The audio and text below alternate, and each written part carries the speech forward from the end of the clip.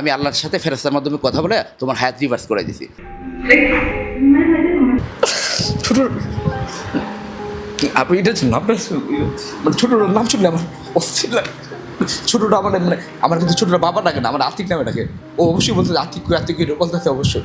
ও কিন্তু আমার আর বললে বাবা শোনা এই বাচ্চাটা ছোটো বাচ্চা কষ্ট দিচ্ছে। আমাদের তো পারিবারিক ঝামেলা, সেই জন্যই তান্ত্রিক সুযোগ পেয়েছে। তোমার ভালোর জন্য আমি তাহাজ্জুদের নামাজ পড়ি। দিনে তুমি তো অন টাইমে নামাজ পড়ো না, শুধু তাহাজ্জুদের নামাজ পড়লে কি হবে? তো সে খেপে, তাকে কোশ্চেন করলে কিছু বললে সে খেপে একটা ভাব। আমি সবসময় সত্যের পক্ষে থাকার চেষ্টা করছি। এই জন্য আমি আমার বইয়ের কাছে খারাপ হয়েছি, মার কাছে খারাপ হয়েছি। আমার ওয়াইফ কিন্তু 4 বছর কোনোদিন বাবার বাড়িতে যাইতে হয় নাই। সে আমার কাছে, আমি কিন্তু তাকে অনেক ভালোবাসি, সে আমাকে অনেক ভালোবাসে। ডিভোর্স লেটারের পরেও কিন্তু আমরা ডেরা রিসিভ রেখেছি আমাদের বাচ্চার বার্থডে পালন করার জন্য।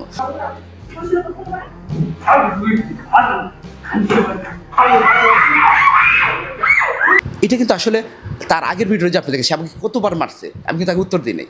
কিন্তু একটা মা, আমি তো পুরুষ মানুষ, আমারও তো একটা জিদ আছে, এবং আমি কিন্তু সব ড্রিঙ্ক থাকা অবস্থায় সর্বোচ্চ কন্ট্রোল করেছি।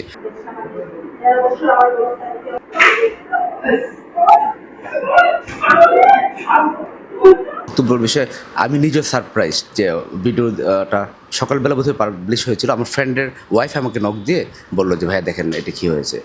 এর আগ পর্যন্ত আমার এই বিষয়ে কোনো ধারণাই ছিল না, মানে ভিডিও হয়েছে, ভিডিও করতেছে। যদিও আমার ওয়াইফ, আপনারা যদি ওনার ভিডিওতেও দেখেন যে 4 তারিখে আমাকে ডিভোর্স লেটার পাঠানোর পরও 17 তারিখে ভিডিওতে আপনি আমার বাসায় দেখবেন রাতের বেলায়। তার মানে উনি ডিভোর্স লেটার দেওয়ার পর আমার সাথে থাকতেছিল। এরপরও আমি জানি না যে আসলে উনি এগুলো করতেছিল, বা কারণ উনি যখন বাইরে যাইতেন আমাকে বলতেন না ওনার কাজ আছে, কোনো কোশ্চেন করা যাবে না, যে ডিভোর্স লেটার তো পাঠিয়ে দিয়েছি। এই জন্য আমরা আসলে সন্দেহ করি। আর আমি ভেবেছি যে আমার ওয়াইফ আর যাই করুক, আমাকে সামাজিকভাবে বিবৃত করার মতো এরকম কোনো কাজ করবে না। আমাদের 3টা বাচ্চা আছে, 3টা মেয়ে বাচ্চা। তো আমি যদি তাকে খারাপ প্রমাণ করার চেষ্টা করি, মানুষ বলবে যেটা খারাপ বাবার মেয়ে। আর ও যদি আমাকে আমি যদি ওকে খারাপ বানানোর চেষ্টা করি, বলবে যে খারাপ মায়ের মেয়ে। আর ও যদি আমাকে খারাপ বানানোর চেষ্টা করে, সবাই বলবে যে একটা খারাপ বাবার বাচ্চা। তো আমি ভাবছি আমরা যাই করি, এখানে যে সব দোষ তার, সব দোষ আমরা বলবো না, আমারও সব দোষ না, তারও সব দোষ না। কিন্তু আমরা চেয়েছিলাম যে নিজেদের মধ্যে এটাকে সমাধান করার জন্য। এটা পাবলিকলি ভাইরাল হবে এটা আমি আশা করিনি আসলে। আসলে তার সাথে ডিভোর্স হয়ে যাওয়ার পরেও সে কেন আপনার বাসায় ছিল? সে বলতো যে আমার একটা হ্যাবিট ছিল ড্রিঙ্ক করা। সে বলতো তোমাকে জেলে পাঠিয়েছি ইয়ার জন্য, তোমাকে ঠিক করার জন্য, আর তোমাকে ডিভোর্স লেটারও পাঠিয়েছি আমি তোমাকে ভয় দেখানোর জন্য। তুমি অন টাইমে বাসায় আসা আরম্ভ করো, তাহলে আমি এটা লেটার উইথড্র করে নিয়ে নিব। তো আমি এভাবে অন টাইমে বাসায় আসতেছিলাম, এবং সে কিন্তু মোটামুটি ভালোভাবে আমাকে দেখেন, সেই তো রান্না করে দিয়েছে, সংসার ভালোভাবেই করতেছিল। বাট কোনো একটা, আমার যেটা ধারণা, কোনো একটা অন্য মহলের দিয়ে বায়াসড হয়ে সেই কাজগুলো করতেছে। এবং যতগুলো অ্যাক্টিভিটি আমার মনে হয়েছে, তার পরবর্তী সময় আমি প্রমাণও পেয়েছি। শুরুতে সন্দেহ করেছিলাম, তার একজন তান্ত্রিক গুরু আছে, সে তাকে গুরুজি বলে। এই লোক যা বলে সে তাই করে। আমার মনে হয় আমার লাইফে এই পর্যন্ত যতগুলো ঘটনা ঘটেছে, অবশ্যই আমাদের তো পারিবারিক ঝামেলা, সেই জন্যই তান্ত্রিক সুযোগ পেয়েছে। বাট এই মেজর যে আমাকে নামে কেস করা, জেলে পাঠানো, মিথ্যা আপনার ওই যে বিবৃতি দেওয়া, এই সবগুলোর পিছনে ওই তান্ত্রিকের হাত আছে। এবং ভবিষ্যতে সে হয়তো আমাকে আরও তাকে দিয়ে অনেক হার্ম করার চেষ্টা করবে। এই তান্ত্রিক আসলে আপনাদের এখানে কিভাবে হলো, বা আপনি কখন জানতে পারলেন? আসলে আমি তান্ত্রিকের বিষয়টা শুরুতে যখন আমাদের ফ্যামিলিগত ঝামেলা চলতেছে, ঝামেলা চলে আবার ঠিক হয়ে যায়, ঝামেলা চলে আবার ঠিক হয়ে যায়, এরকম চলতেছিল। ফ্রেন্ডসরা ইন্টারভেন করতেছিল। মধ্যে আমি প্রায় 8-10 দিন সে আমাকে বাসায় ঢুকতে দেয় না, যে আপনি বাসার বাইরে থাকো, আমি মেন্টালি সেটেলমেন্ট হই।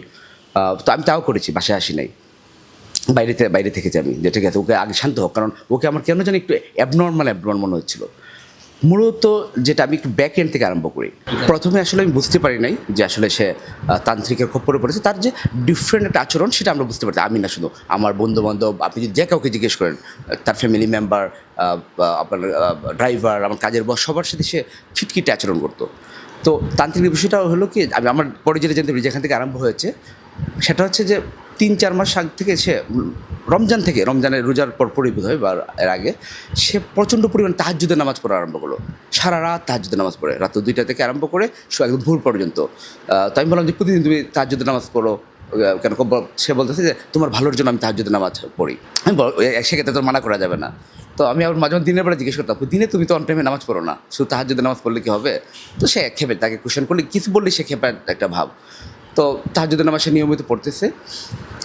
এর মধ্যে আমিও হয়তো বা গিলটি এখানে তান্ত্রিকের উপর তার ভরসা আনার জন্য।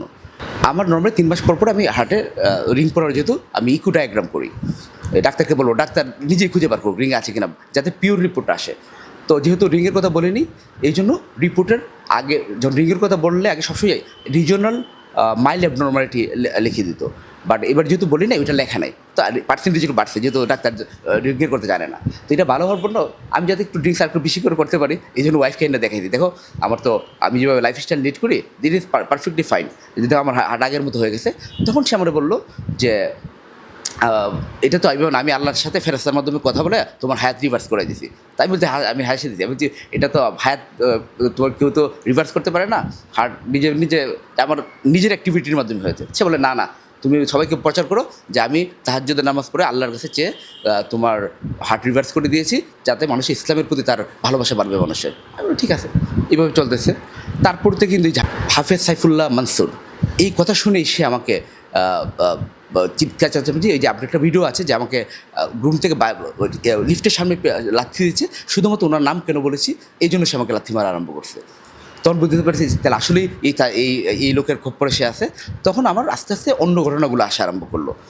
তারপর একদিন তার সামনে বলার পরে সে স্বীকার করে নিয়েছে, হ্যাঁ উনি আমার গুরুজি, উনি তোমার হ্যাঁ সরি আমি একটু গালি দিছি আর কি, যে শোরের বাচ্চা এটা একটা কালো জাদু করে, ব্ল্যাক ম্যাজিশিয়ান বলে তুই কার নামে এইগুলো বলোস।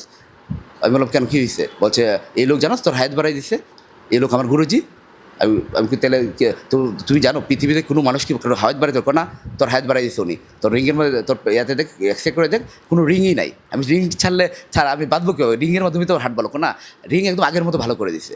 তো আসলে আমার ফল হয়েছে এই যে ওই সময় আমি বলেছিলাম না যে ওই সময় আমি হুজুরের কথা জানি না, আমি বলছি নিজেকে দেখানোর জন্য যে হার্ট ভালো হয়ে গেছে।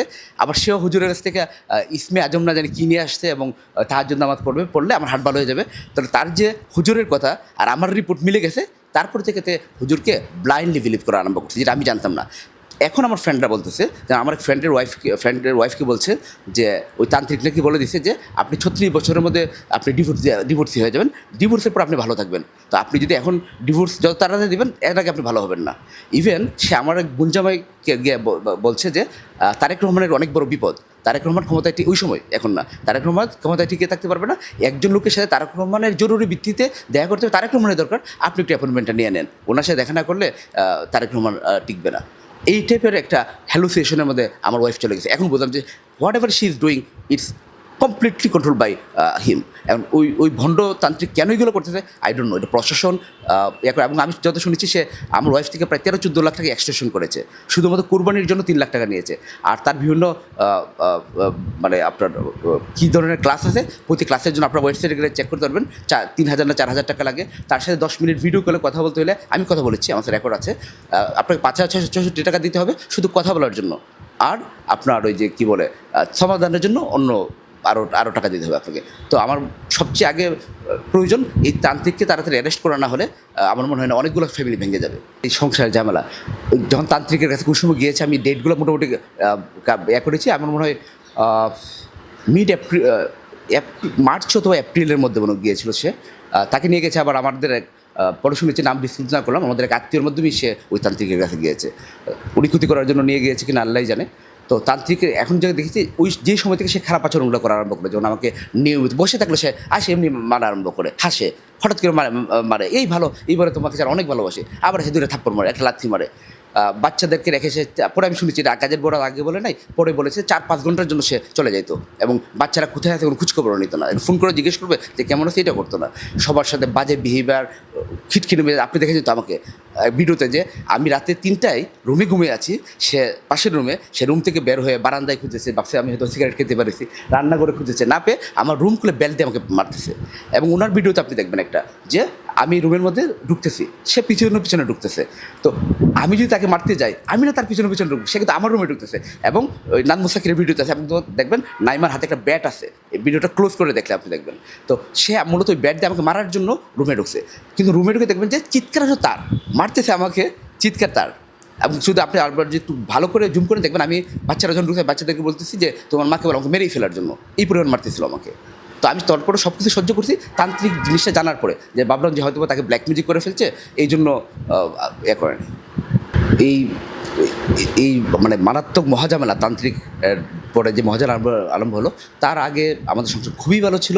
হ্যাঁ, প্রবলেম ছিল তা না, মূল প্রবলেম ছিল আমার আম্মা আর আমার ওয়াইফের মধ্যে একটু খুনসুটি ছিল।